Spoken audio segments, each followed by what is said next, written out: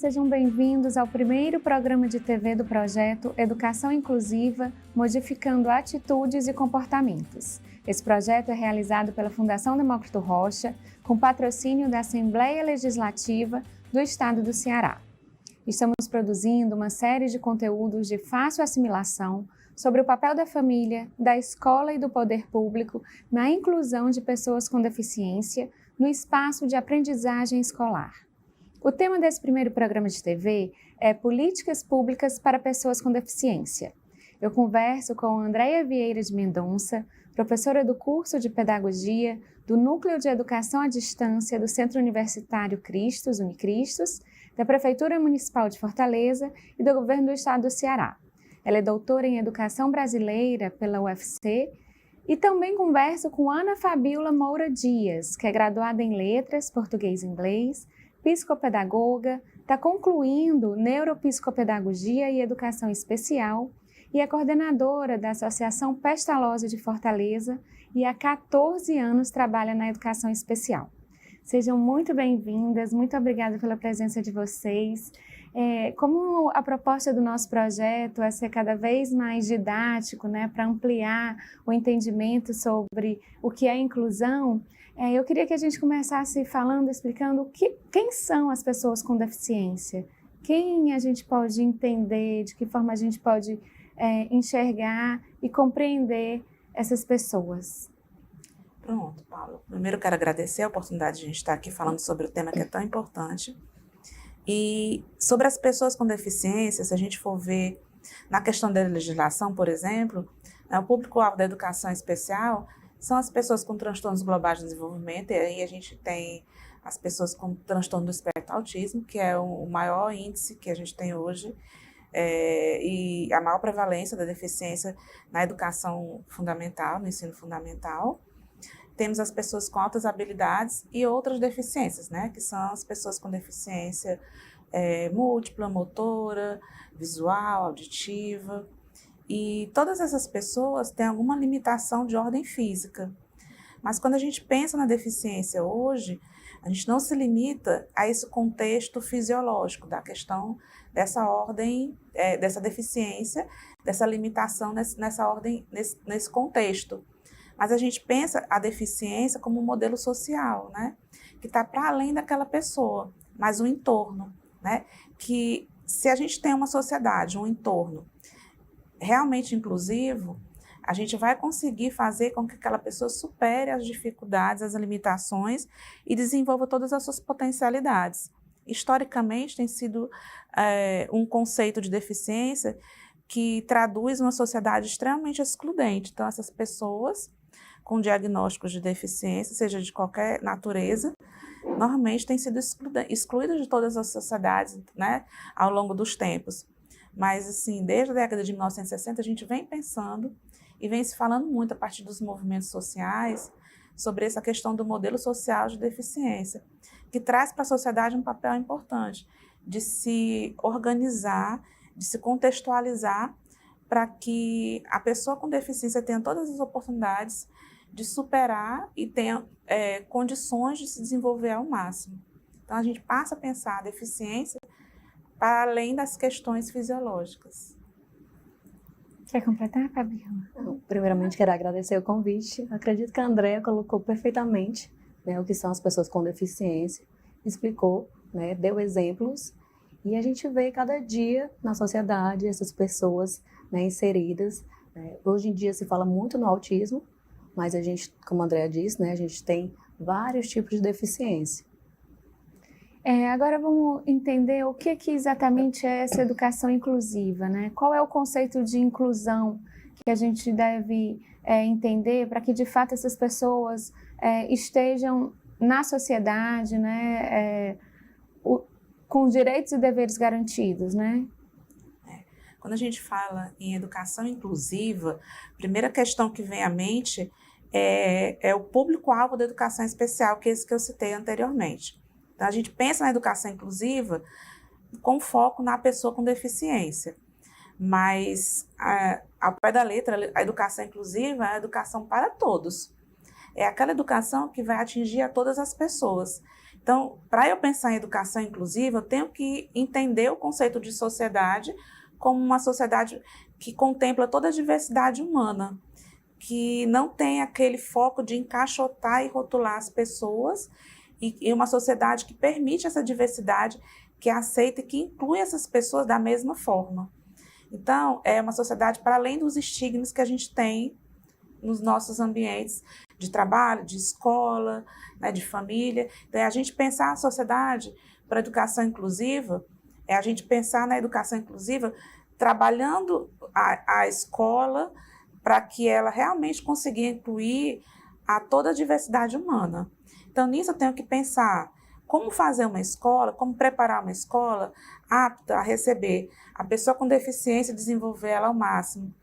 A questão da pessoa, da etnia, das diversas etnias que a gente tem, como essa escola vai contemplar, por exemplo, a autoestima de uma menina negra na escola, onde ela seja minoria.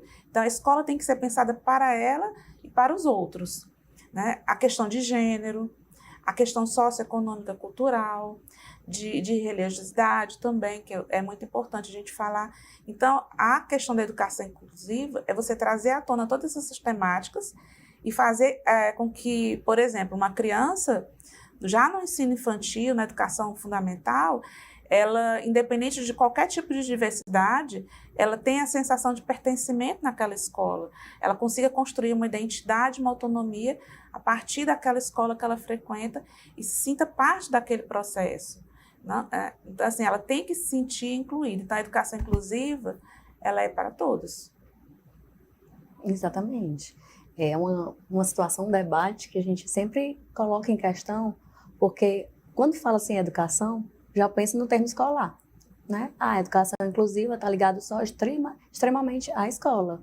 E não é bem assim. A gente entende, como a Andrea falou, que a educação inclusiva é para todos, é a sociedade. Eles irem e virem para todos os locais da sociedade, serem bem vistos, bem recebidos e estarem incluídos no meio onde vivem. Que a gente percebe que hoje em dia já se modernizou, está mudando, mas que ainda precisa de muitas melhorias. Quando a gente está externos, em passeios externos, a gente percebe ainda a questão de olhares, de situações que nós vivenciamos, que a sociedade, né, já está com outro olhar, mas ainda não está 100% preparada para essa inclusão. Por isso, a necessidade de políticas públicas, né? O que são as políticas públicas hoje no país? O que é que funciona aqui em Fortaleza para essas pessoas com deficiência?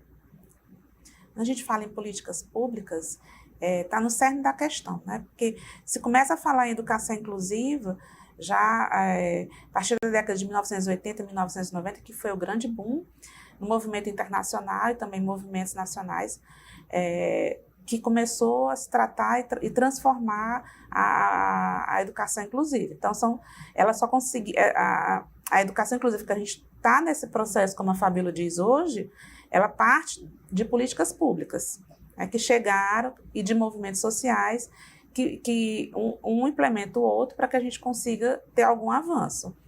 Então, partir do princípio de que, mesmo que a Constituição sempre tivesse que a educação é para todos, a gente sabe que os modelos para a pessoa com deficiência, especificamente, era um modelo diferenciado de educação. A gente passou pelas classes especiais, por escolas especiais, a própria Pestalozzi era escola especial, e com essas políticas públicas se transformou em centro de atendimento educacional especializado, porque quando a gente fala em políticas públicas para a educação, a gente vê o acesso à permanência, o direito, por exemplo, a uma avaliação do ensino-aprendizagem diferenciada, para que aquela aprendizagem possa ter significado para aquela criança e aquela avaliação não seja excludente, não seja um tipo de avaliação que vá provocar lá na frente uma evasão daquela criança, do adolescente que tem uma deficiência, que está na escola regular.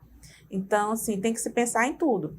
Em políticas públicas, a gente fala também na questão da acessibilidade, né? A acessibilidade atitudinal dos professores que estão em processo de formação, dos professores que estão em escola, a acessibilidade arquitetônica, né? As políticas públicas existem hoje na Prefeitura de Fortaleza, tem projetos, elas estão acontecendo.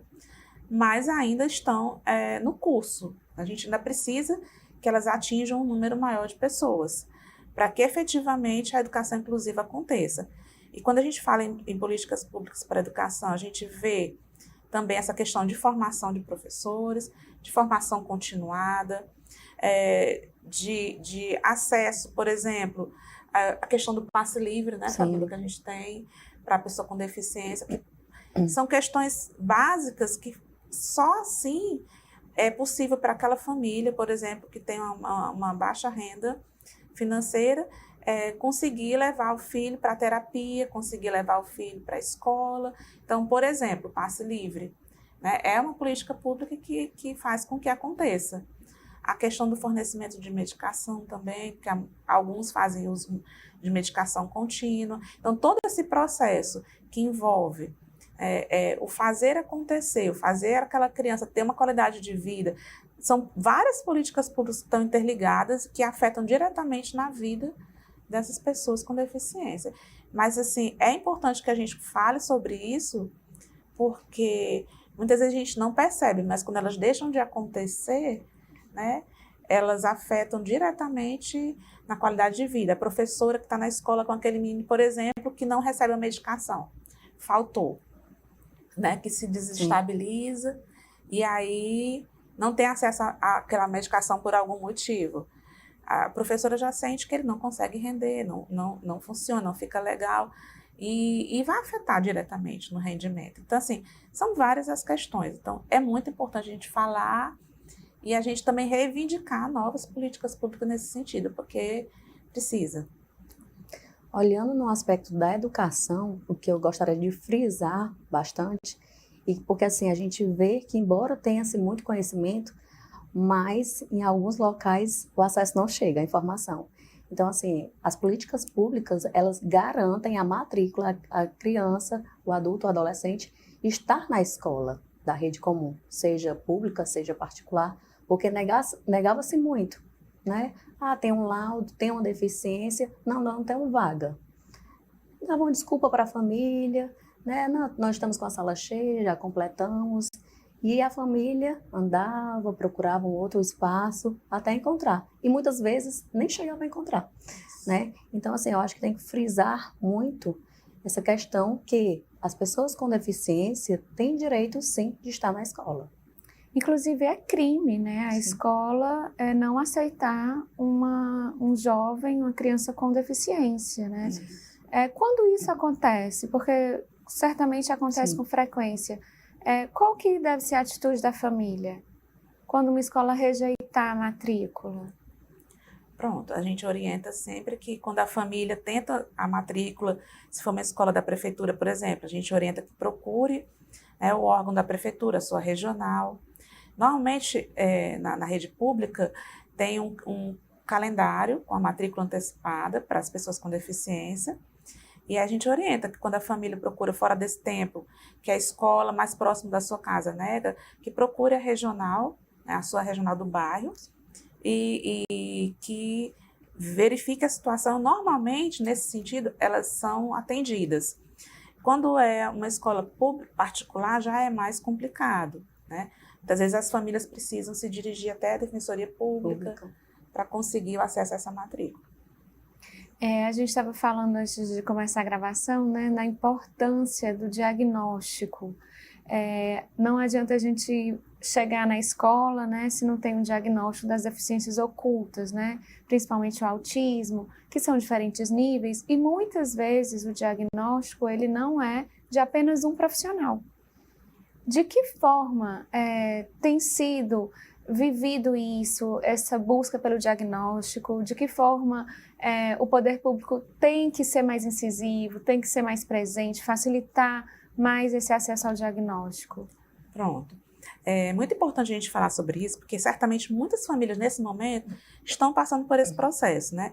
Você tem uma criança de 0 ano de idade, você já começa a entender que tem os marcos de desenvolvimento e aquela criança normalmente está acompanhada, né, pelo pediatra, pela atenção primária de saúde, e você começa a entender que aquela criança não está passando pelos marcos de desenvolvimento. Então, isso aí já é um sinal, por exemplo, de que a criança precisa de uma atenção especializada. Mas para ter essa atenção, a gente precisa do serviço de saúde básica, né? Atendendo essa criança e direcionando o mais rápido possível para a estimulação precoce. Porque quanto mais cedo o diagnóstico, mais cedo a gente consegue trabalhar e desenvolver essa criança, trabalhar em cima desses déficits, né? O que é que o poder público precisa, né? Ampliar a sua rede de atenção primária da saúde básica para que consiga atender a demanda que é gigante das famílias. Aqui em Fortaleza a gente tem assim uma demanda reprimida muito grande, porque é necessário passar por profissionais clínicos e técnicos, né? Uma equipe multiprofissional para se chegar, por exemplo, a um diagnóstico do transtorno do espectro autista. Então, é um processo.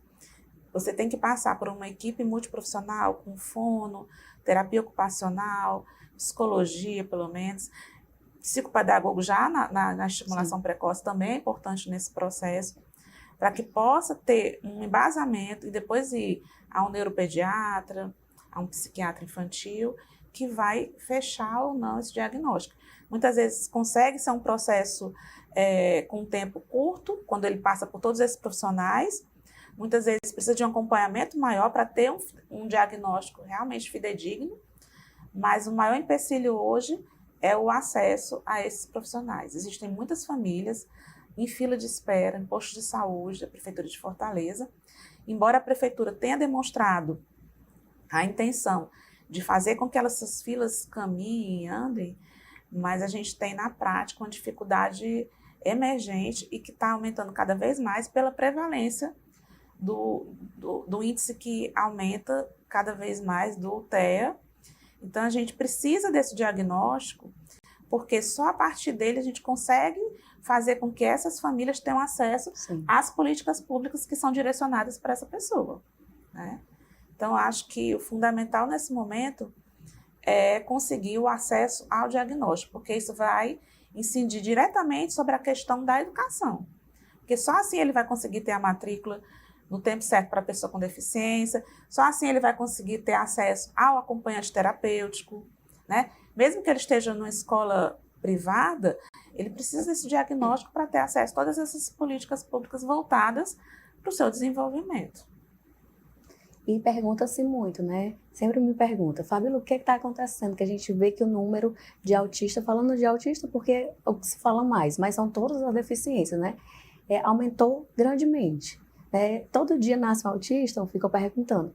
Mas é a questão do conhecimento. Antes não tinha esse conhecimento, né? Às vezes a criança tinha uma característica, mas não sabia-se que era autismo, né? Não tinha esse conhecimento. Então, assim, por isso que a Andréa mencionou que as filas hoje estão enormes, embora tenha esse acolhimento, né, da prefeitura em dar, né, em fazer acelerar esse processo, mas ainda precisa de mais motivação, precisa arranjar meios, porque quando na parte particular que a gente pode buscar esse diagnóstico na rede particular, né, como com essa equipe multiprofissional que a Andréa falou, só que é um processo mais caro, né, o custo é alto. E nós sabemos que as famílias, a maioria não tem acesso financeiro para pagar uma avaliação particular. Então, tem que ser em meios, né, da rede pública. E aí leva um maior número de tempo. Então, tem que ter esse olhar para acelerar esse processo da avaliação. E a gente fala, pensa a inclusão, né? Aí, para cada tipo de deficiência também é um universo, né? Sim. Como pensar, você estava falando da questão da escola, os tipos de acessibilidade, né? Como pensar políticas públicas de fato eficientes para todos os tipos de deficiência? É um desafio grande você pensar, né? Aí volta para a questão da educação inclusiva, né? Você passa até pelo desafio arquitetônico, mas assim, apesar do amparo legal, a gente sabe que ainda existe um caminho muito longo a se percorrer para que se coloque em prática toda essa legislação. A gente aqui no Brasil, por exemplo, tem uma legislação, um suporte legislativo no âmbito da inclusão muito robusto, mas a gente ainda precisa caminhar muito para que isso seja colocado em prática, né? Então, assim, para eu ter uma escola efetivamente inclusiva para contemplar todos os tipos de deficiência, desde o processo arquitetônico, eu tenho que pensar nessa construção de escola e ouvir as pessoas com deficiência. As pessoas com deficiência, né, precisam se colocar, né? O que é preciso para uma pessoa com deficiência visual ter acessibilidade arquitetônica, entender melhor o conteúdo da escola, numa escola regular, né? Então, a gente tem que ouvir essas pessoas, para além dos teóricos, dos estudiosos, dos educadores, colocar em pauta a voz dessas pessoas, porque cada uma tem uma especificidade diferente. Eu, como estudiosa de uma deficiência A, ou B, ou C, eu vou ter parâmetros para contribuir, né? Mas eu acho que trazer a voz dessas pessoas nesse processo de construir essa escola inclusiva, né, essa sociedade inclusiva, é fundamental, né? Andréia pegou a minha fala, o meu pensamento. Né? É até o lema, né, do Congresso Nacional, é nada sobre nós sem nós. Congresso Nacional da Fenopestalose, né, que nós temos uma sede nacional da Associação Pestalose, e aí aconteceu nesse final de semana, em Foz do Iguaçu, o congresso reunindo os meninos, que são nossos autodefensores, cada pestalose mandou seu grupo de autodefensor, então eles foram debater, eles foram falar de tudo que a Andréia falou, qual a importância, quais são as necessidades, aonde é que eles chegam, né, e percebem o que é melhor para mim. Né? A gente sabe que é um universo a ser conquistado, porque, como você mesmo colocou, existem muitas características, existem muitos desafios, mas com boa vontade e com a presença deles nesse processo vai facilitar bastante. Existe um engajamento forte, né? Sim. Também tem muita gente lutando, defendendo, batalhando para que essas políticas públicas de fato sejam eficientes, eficazes para a inclusão. Mas hoje, quais são as barreiras mesmo, assim, para que as políticas públicas sejam mais amplas, alcancem quem ainda não alcança? Quais são os desafios de pensar e de fato, concretizar políticas públicas para pessoas com deficiência hoje? São muitos, Paula, mas eu acho assim, que parte da questão da celeridade, porque a pessoa com deficiência ela não pode esperar, por exemplo, por uma fila de 3 anos no posto de saúde para ter uma consulta com um neuro. Então, é a celeridade, né? O governo tem que implementar essas políticas públicas que possam atingir a criança de uma forma muito mais rápida, o adolescente, né? Porque são pessoas que não têm como esperar. Um desafio é a questão financeira mesmo, da distribuição de verba e de uma programação, né? De não pensar em políticas públicas só quando está faltando alguma coisa, quando se vê, por exemplo, agora nessa situação que eu citei, que a fila do posto de saúde não anda, já tem 3 anos, né? Não deixar acontecer, né? É ter efetividade, continuidade, uma programação para isso. E ter núcleos, né, mais abrangentes para fazer esse trabalho de forma descentralizada, né? Aqui no Ceará, por exemplo, que cada prefeitura tenha realmente um núcleo específico para tratar disso e que ele atue independente de políticas de governo, né? Seja de forma contínua. Eu acho que isso já vai dar uma celeridade maior e essa questão financeira é uma questão muito importante, porque sempre a gente sabe que para o público com deficiência, na prática, sempre as verbas são mais reduzidas, porque as coisas acontecem de forma muito lenta. A gente vê outras políticas públicas acontecendo muito mais rápidas, atingindo um público muito maior, e esse público, porque tem, apesar dos movimentos sociais, mas tem um engajamento forte, mas ele está se consolidando ainda, né? Muitas famílias ainda sofrem de forma isolada, né? Muitas mães, quando a gente fala aqui em famílias, a gente tem que trazer à tona que esse modelo, né, da família da pessoa com deficiência ainda né, de forma muito forte, essencialmente com o papel da mulher, né, também, que ela que sempre está, que vai até o final, né, nesse processo. Então, a gente precisa falar sobre isso. Então, a gente tem que ter políticas públicas voltadas para a pessoa com deficiência, mas eu trago também aqui uma questão muito importante.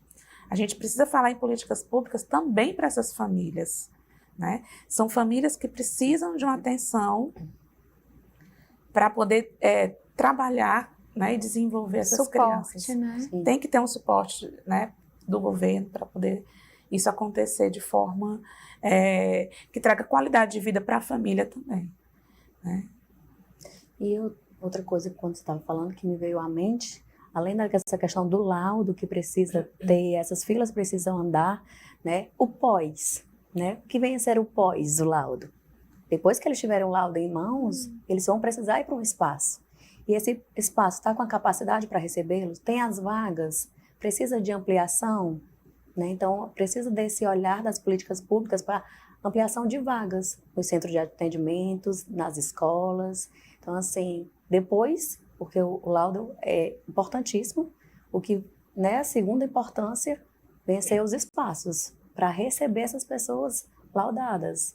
Que não adianta nada ter o laudo em mãos e eles ficarem em casa. Sim.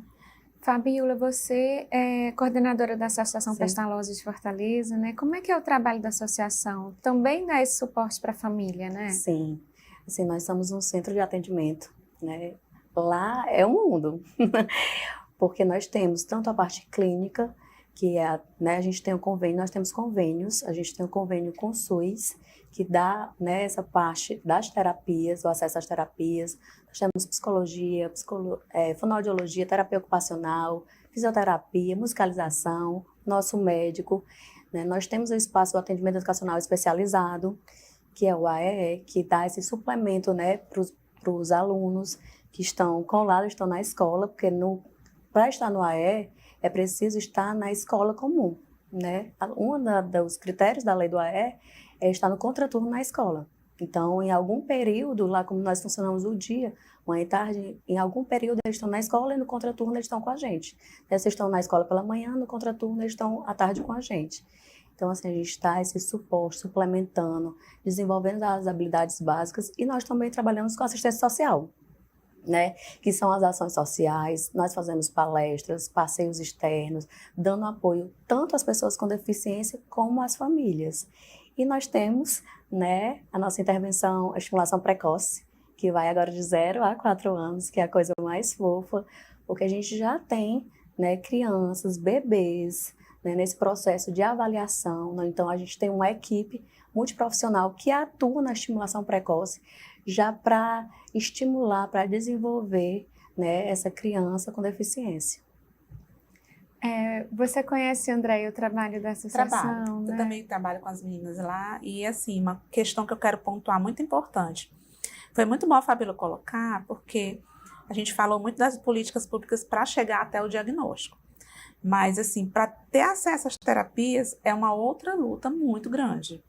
Até pela alta demanda, né, que a gente tem hoje. E, assim, quando se tem acesso, garantir a permanência é uma terapia, por exemplo, para uma pessoa com TEA, uma terapia contínua. Então, você entra lá na estimulação precoce com 1 ano, 2 anos, mas você vai até a idade adulta. Sim. Você vai passar pelo atendimento educacional especializado. Mas você vai chegar, a gente também precisa falar e ter políticas públicas para a terceira idade.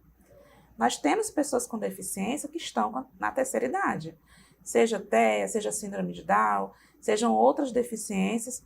Então, assim, para esse público específico, é mais escasso ainda os atendimentos e as políticas públicas, porque ele já não está mais na escola, saiu da escola, muitos já não estão no mercado de trabalho, e aí você se pergunta, volta para casa, fica só em casa, aí tem uma regressão, porque não tem, assim, aquele apoio, não tem comunidade, não tem um entorno para desenvolver, né?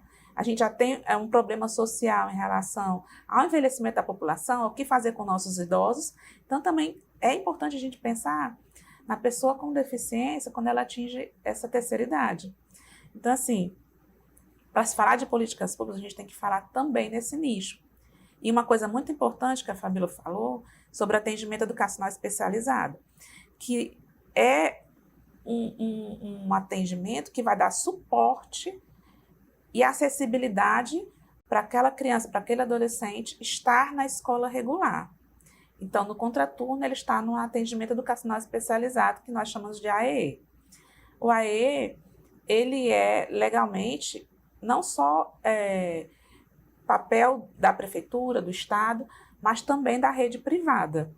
Então, é importante que a gente fale que a rede privada de educação precisa ter, né, esse tipo de atendimento.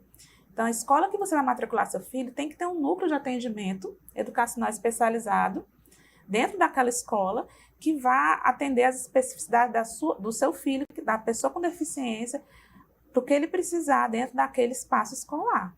Tá? Então, assim, a gente vê o atendimento educacional especializado só na rede privada, mas ele é papel de toda a educação, né? Formal, privada e pública. Então, é importante a gente falar sobre isso para que as escolas, né, se adequem a esse modelo da legislação que é fundamental para todas as pessoas com deficiência ter um desempenho, né, satisfatório. A família que está nos assistindo, que tem um jovem, às vezes até um avô com deficiência, qual é o meio, onde é que ela vai buscar ajuda, se estiver precisando de um remédio, se estiver precisando de um atendimento médico, se estiver precisando que a escola, né, seja mais acolhedora, onde é que essas pessoas vão em busca de ajuda? Bom, eu acho que, assim, para a gente pensar nesse sentido, por exemplo, remédios, assim, tudo parte hoje da atenção primária na Prefeitura de Fortaleza. Então, assim, o primeiro passo é o posto de saúde, né? Não tem outro caminho. Na instituição, na Pestalozzi, não adianta a família chegar batendo na porta, se ela não vier por meio do encaminhamento do posto de saúde, ela não tem acesso às terapias, né? Então, é necessário começar pelo posto de saúde, né? Na questão da escola, depois que sai da escola, que tem a obrigatoriedade de sair da escola, já dificulta mais. Quando a criança está engajada, quando o adolescente está engajado em algum movimento, né, social, em alguma questão que ele participa de alguma coisa nesse sentido, alguma entidade, algum órgão, aí ele consegue ter um acompanhamento depois. Mas se não tiver, realmente dificulta. Então, assim, é importante que a família faça esse engajamento, procure, vá até as instituições, as associações, para tentar se engajar de alguma forma e manter o vínculo, né, para que aquela pessoa esteja assistida, né, e também socialmente ativa, que isso é fundamental. Quer contribuir, Camila? Acho que a Andrea colocou tudo, né? Muito obrigada, gente. Nosso tempo acabou. A gente fica por aqui. Esse foi o primeiro programa do projeto Educação Inclusiva, Modificando Atitudes e Comportamentos. Acompanhe os demais conteúdos no site fdr.org.br/educacão inclusiva. Obrigada pela audiência e até o próximo programa.